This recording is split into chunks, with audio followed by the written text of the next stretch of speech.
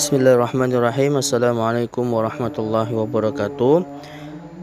Pada kesempatan kali ini kita akan melanjutkan pembahasan mengenai sejarah kebudayaan Islam. Kalau pada pertemuan sebelumnya kita sudah membahas respon masyarakat Madinah terhadap dakwah Nabi Muhammad SAW, di mana responnya ada yang menerima Islam, kemudian juga ada yang menolak Islam secara diam-diam. Nah, kita melanjutkan pembahasan mengenai perdamaian Hudaybiyah. Nah, potret kemenangan dakwah Islam. Nah, kira-kira pada tahun ke-6 Hijriah atau 628 Masehi, umat Islam bersama Nabi Muhammad SAW berangkat menuju Mekah untuk menunaikan ibadah umroh dengan jumlah anggota kira-kira sekitar 1.400 orang. Kalau di buku di sana disebutkan 1.500 orang. Ada juga yang mengatakan 1.400 orang. Nah, saat itu adalah bulan Zulqa'dah. Dalam tradisi masyarakat Arab, bulan tersebut diharamkan untuk melakukan peperangan. Namun, tampaknya para pemuka Quraisy tidak menghendaki kedatangan umat Islam, sekalipun untuk kepentingan hanya menjalankan ibadah haji atau umroh. Nah, ketika para pemuka kafir Quraisy mengetahui keberangkatan rombongan umat Islam menuju Makkah di bawah pimpinan Khalid bin Walid, mereka berusaha menghadang iringan-iringan umat Islam. Mereka berjanji untuk tidak membiarkan umat Islam memasuki kota Mekah. Kenapa? Karena ketika umat Islam sudah memasuki kota Mekah, maka para kafir Quraisy sudah tidak bisa mengganggu. Karena ketika ada seseorang yang sudah melakukan umrah, sudah tawaf, itu dalam tradisi Arab maka menjadi aib ketika ada yang menghalanginya. Makanya dihalangi jangan sampai masuk ke dalam Mekah. Nah, mereka berjanji untuk tidak membiarkan umat Islam masuk ke kota Mekah. Ketika rombongan umat Islam sampai di sebuah tempat bernama Hudaybiyah, sekitar 6 mil dari kota Mekah, mereka berhenti. Nabi SAW menunjuk seorang wakil untuk menyampaikan kepada kafir Quraisy tentang maksud dan tujuan kedatangan para mereka sebenarnya. Nah, meskipun demikian, para pemuka kafir Quraisy tetap pada pendirian mereka bahwa mereka tidak mengizinkan umat Islam untuk memasuki kota Mekah. Mereka menegaskan bahwa tahun ini Nabi SAW dan para sahabatnya harus kembali ke Madinah. Ada kemungkinan tahun depan umat Islam diperbolehkan memasuki kota Mekah untuk berhaji, namun hanya 3 hari saja mereka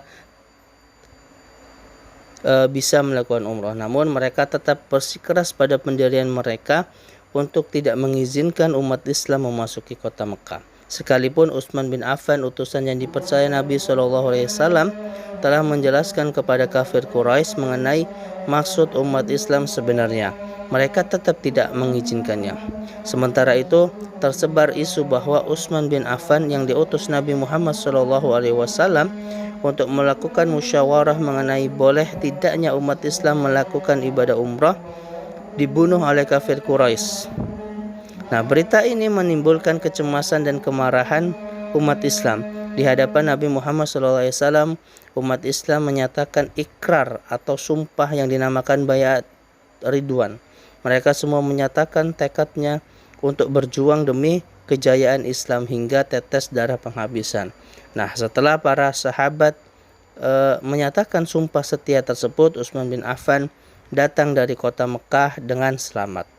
Nah, para kafir Quraisy pun mencemaskan kesungguhan hati umat Islam untuk berjuang dan memasuki kota Mekah tahun itu juga. Karena itu mereka kemudian menyetujui untuk diselenggarakannya perjanjian yang dikenal sebagai perjanjian Hudaybiyah. Nah, perjanjian tersebut yang pertama, kedua belah pihak sepakat mengadakan gencatan senjata selama 10 tahun. Serta orang diberi kebebasan bergabung dengan Muhammad SAW atau menjalin perjanjian dengan Nabi Muhammad. Dan demikian juga setiap orang diberi kebebasan bergabung dengan kelompok Quraisy atau menjalin perjanjian dengan mereka. Kemudian yang ketiga, siapa yang pergi bergabung dengan Nabi Muhammad tanpa alasan yang dapat dibenarkan, ia harus dicegah dan dikembalikan kepada walinya. Tetapi jika pengikut Nabi Muhammad SAW hendak bergabung dengan kelompok Quraisy, maka ia harap dibenarkan. Kemudian yang keempat, pada tahun ini rombongan Nabi Muhammad SAW harus kembali ke Madinah. Pada tahun berikutnya mereka diizinkan menjalani ibadah haji dengan syarat bahwa di Mekah tidak lebih dari 3 hari dengan tanpa membawa senjata. Nah, kesepakatan yang dihasilkan dalam perjanjian Hudaybiyah ini disaksikan kedua belah pihak.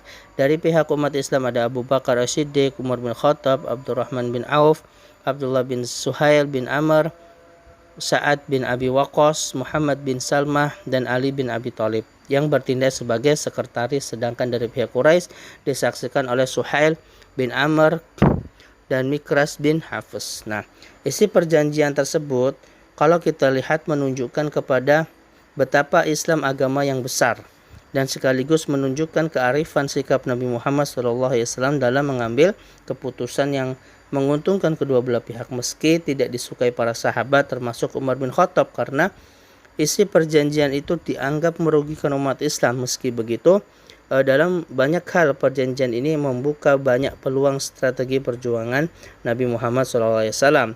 Nah, peluang tersebut diantara yang pertama bahwa perjanjian tersebut secara tidak langsung mengakui status politik Nabi Muhammad SAW sebagai pucuk pimpinan umat Islam dan pimpinan negeri Madinah.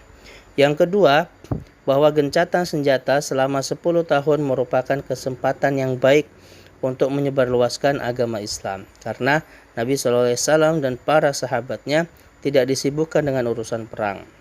Yang ketiga, bahwa kebebasan Islam yang ditampilkan melalui kearifan sikap Nabi Muhammad dalam perjanjian ini secara tidak langsung telah menarik simpati orang-orang Quraisy sehingga sejumlah mereka kemudian masuk Islam tidak lama setelah perjanjian ini, misalnya Khalid bin Walid, Amr bin As. Nah, sekitar 19 atau 20 hari berada di Hudaybiyah dan kemenangan diplomatis politis Nabi SAW dan umat Islam, Nabi Muhammad SAW mengajak seluruh sahabatnya untuk kembali ke Madinah. Banyak hal yang terjadi di tempat ini dalam konteks penyebaran dan pengembangan ajaran Islam.